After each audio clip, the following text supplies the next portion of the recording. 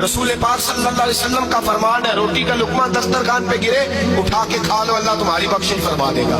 दस्तरखान साफ होता है। रोटी, बड़े गवर्नर थे आप, बड़े बड़े सफीर बैठे थे, वजीर बैठे थे, रोटी का लुकमा गिर गया।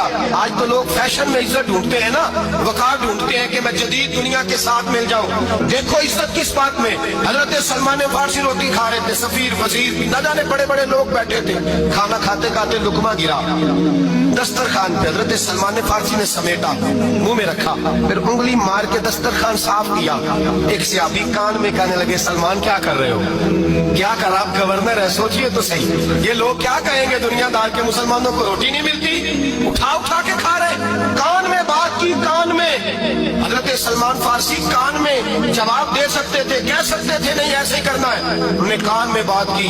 लेकिन जनाब सलमान फारसी आला लिलान बोले, कहने लगे इन 4 5 6 दुनियादारों के लिए मैं अपने नबी का तरीका छोड़ दूं, अपने रसूल की सुन्नत छोड़ दूं? ये 4 5 दुनियादार दुनिया की तरफ देख के मैं मुस्तफा से मुंह मोड़ लूं? फिर जोशे जज्बात में सर से पगड़ी उतार दी, रोने लगे।